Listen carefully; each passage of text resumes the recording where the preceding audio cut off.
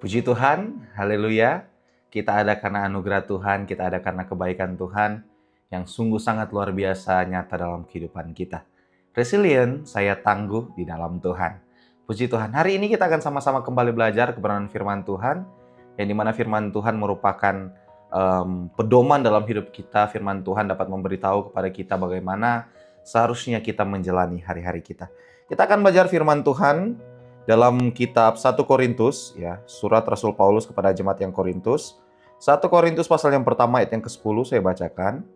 Tetapi aku menasihatkan kamu, saudara-saudara, demi nama Tuhan kita Yesus Kristus, supaya kamu seia sekata dan jangan ada perpecahan di antara kamu, tetapi sebaliknya supaya kamu erat bersatu dan sehati sepikir. Ya. Surat 1 Korintus ini seperti yang saya katakan tadi ditulis oleh Paulus kepada jemaat yang di Korintus. Yang dimana jemaat ini sebenarnya adalah jemaat yang sangat-sangat berkembang luar biasa. Mereka bertumbuh dengan luar biasanya. Mereka memiliki banyak karunia rohani, kemampuan, dan berbagai bentuk pelayanan. Tetapi ada satu hal yang menarik yang Paulus lihat bahwa ini merupakan satu masalah besar yang terjadi di jemaat yang Korintus. Yaitu mereka tidak bersatu. Mereka tidak bersatu. Di antara mereka mulai muncul kelompok-kelompok. Ada yang berkata, aku dari golongan Paulus, aku dari golongan Apolos, aku dari golongan Kefas, ya.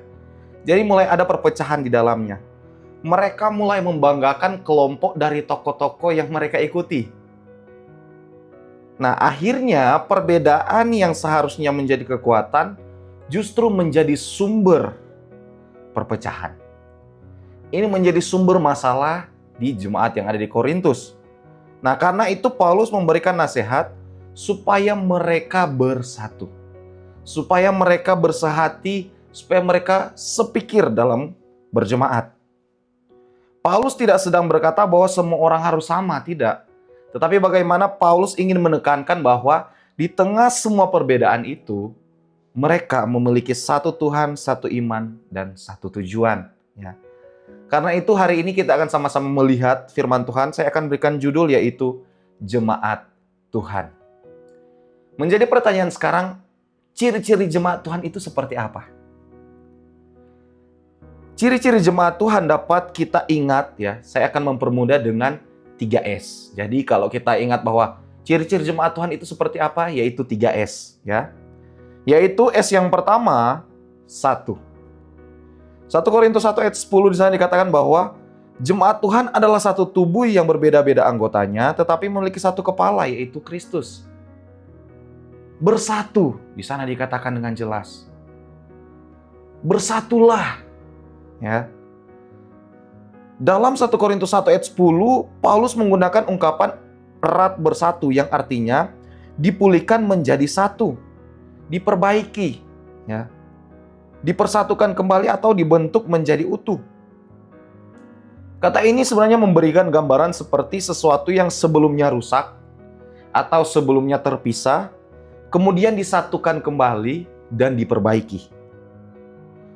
Paulus sedang berbicara tentang jemaat yang dipersatukan, jemaat yang dipulihkan sehingga menjadi satu kesatuan, yaitu tubuh Kristus.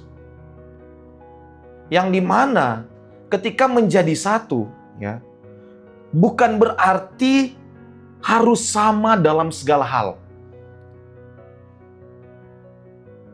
Melainkan di dalam gereja ada orang-orang yang berbeda. Dalam jemaat pasti ada yang berbeda. Berbeda usia, berbeda karakter, berbeda latar belakang, ya. Berbeda kemampuan, berbeda cara pandang.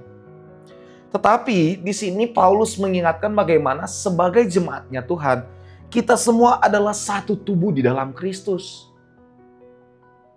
Efesus 4 ayat 4. Di sana berkata bahwa satu tubuh dan satu roh. Yang menyatukan kita bukan kesamaan, tetapi yang menyatukan kita adalah Kristus. Sama seperti dalam firman Tuhan, bagaimana jemaat mula-mula dalam Kisah Para Rasul 2. Jemaat mula-mula terdiri dari banyak orang dengan latar belakang yang berbeda. Sangat-sangat berbeda. Tetapi yang menariknya, mereka sebagai jemaat Tuhan, jemaat mula-mula, mereka bertekun dalam pengajaran Rasul. Hidup dalam persekutuan. memecahkan roti bersama, berdoa bersama, saling memperhatikan kebutuhan. Mereka tidak hidup sendiri-sendiri, melainkan mereka hidup sebagai satu keluarga Allah. Karena ketika kita jemaat Tuhan hidup dalam kesatuan, pada akhirnya akan pelayanan yang kita jalani sebagai jemaat Tuhan akan menjadi kuat. Dan pastinya di dalamnya ada kasih yang bertumbuh. Sehingga dalam kehidupan kita, apa yang kita lakukan? Apa yang bisa kita lakukan? Yaitu bagaimana kita bisa memperhatikan satu dengan yang lain. Walaupun berbeda-beda, tetapi bagaimana kita menyadari bahwa kita satu tubuh, yaitu tubuh Kristus. Kita menjadi jemaat yang setia. Ya, yang setia. Jemaat yang rindu ada kesatuan di dalam gereja. Itulah yang harus kita miliki. Kemudian yang kedua, yaitu S yang kedua kalau tadi satu. Yang kedua, ciri jemaat Tuhan yaitu S yang kedua, sehati. Di dalam 1 Korintus 1 ayat 10 masih tetap di 1 Korintus 1 ayat 10. Di sana Paulus menekankan bagaimana jemaat di Korintus harus sehati. Ya. Nah, dalam 1 Korintus 1 ayat 10 terdapat ungkapan sehati. Artinya secara sederhana, ini mengatakan hal yang sama. Jadi jemaat mengatakan hal yang sama, memiliki kesepakatan atau berbicara dalam kesatuan. Ya. Paulus sedang menasihati jemaat agar mereka tidak memiliki suara yang saling bertentangan sehingga muncul yang namanya perpecahan.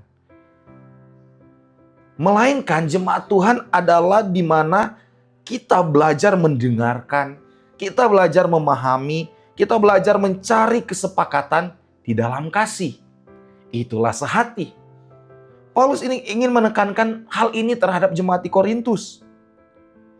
Yang dimana sehati itu bukan berarti kita tidak pernah berbeda pendapat. Pastinya di dalam suatu kelompok, ya, apalagi jemaat, pastinya ada perbedaan. Ada perbedaan pendapat, ya. Tetapi bagaimana sehati itu bukan berarti kita tidak pernah berbeda pendapat. Tetapi sehati itu berarti kita ada perbedaan, tetapi kita tetap memilih yang namanya kasih. Kita melihat semuanya dengan kasih, ya.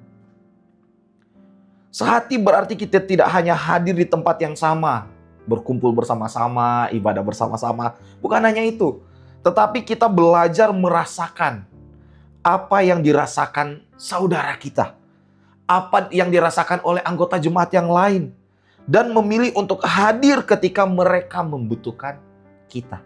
Itu adalah sehati. Dan contoh nyatanya seperti jemaat mula-mula dalam Kisah Para Rasul 2. Jemaat mula-mula itu hidup bersama dan saling memperhatikan. Mereka hidup bersama. Ketika ada yang membutuhkan, bagi mereka yang berkecukupan, bagi mereka yang mampu, mereka membantu mereka yang membutuhkan. Mereka tidak menutup mata. Mereka rela berbagi satu dengan yang lain. Mereka memiliki hati yang sama untuk saling memperhatikan. Itulah sehati. Ya. Ketika hati kita dipenuhi kasih, kita mudah mengampuni dan pada akhirnya kita juga mudah untuk menolong, berbagi kepada orang lain. Sehingga mari kita periksa hati kita. Apakah ada suara yang sulit kita kasihi saat-saat ini? Apakah ada orang yang kita jauhi karena sakit hati? Kalaupun ada demikian, mari kita berbalik. Kita menyadari bagaimana kita sebagai jemaatnya Tuhan harus sehati.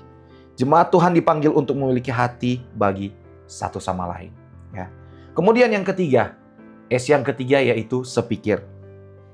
Yang dimana dalam 1 Korintus 1 ayat 10, di sana berbicara bagaimana Paulus menekankan agar jemaat di Korintus bukan hanya menjadi satu, bukan hanya sehati, tetapi juga sepikir. Jemaat Tuhan boleh berbeda cara, tetapi harus memiliki satu arah dan satu tujuan, yaitu memuliakan Kristus. Menariknya, dalam 1 Korintus 1 ayat 10, Paulus menggunakan ungkapan sepikir, yang artinya dalam pikiran yang sama, memiliki cara pikir yang sama, atau memiliki pola pikir yang sejalan. Ya. Nah, itu diambil dari kata nous, yang berkaitan dengan pikiran, pengertian, cara berpikir, atau pola pikir. Jadi, sepikir itu bukan berarti semua orang harus memiliki kepribadian, semua orang harus memiliki pendapat yang sama. Tetapi, jemaat memiliki cara pandang yang sama yang diarahkan, yaitu tujuan di dalam Kristus. Tujuannya lah yang sama. Kita boleh berbeda cara dalam menanggapi berbagai hal ya, tetapi jangan berbeda tujuan. Kita boleh berbeda pendapat, tetapi jangan kehilangan kasih. Ya. Kita boleh berbeda pelayanan, tetapi fokus tujuan pelayanannya semuanya harus berpusat kepada Kristus. Itulah yang namanya sepikir. Dalam jemaat mula-mula, menggambarkan bagaimana mereka berkumpul dengan tekun dan dengan sehati memuji Allah. Mereka memiliki satu tujuan yang sama, walaupun caranya berbeda-beda. Yaitu apa? Memuliakan Tuhan dan menjadi saksi Kristus. Mereka tidak sibuk membangun nama kelompok masing-masing. Sehingga ketika jemaat ini memiliki tujuan yang sama, pelayanan berjalan bersama. Ya. Perbedaan menjadi kekuatan dan pekerjaan Tuhan semakin luas. Dan pada akhirnya yang harus kita lihat bagaimana. Ingatlah bahwa kita harus memiliki visi dan misi yang sama dalam jemaat. Itulah sepikir. Sehingga kesimpulannya, dari 1 Korintus 1 ayat 10 kita belajar bahwa ciri-ciri jemaat Tuhan dapat kita ingat melalui 3S. Yaitu menjadi satu, kita dipersatukan dan dipulihkan menjadi satu kesatuan dalam Kristus. Sehati, yaitu kita belajar memiliki satu suara dan kesepakatan dalam kasih. Dan yang terakhir, sepikir. Kita memiliki pola pikir dan arah yang sama dengan Kristus sebagai pusat. Berbeda bukan masalah. Yang menjadi masalah adalah ketika perbedaan membuat kita lupa bahwa kita adalah satu tubuh Kristus. Puji Tuhan. Amin firman Tuhan. Tuhan Yesus memberkati kita semua. Terima kasih telah mengikuti Renungan 79. Kiranya dapat menjadi berkat bagi kita semua.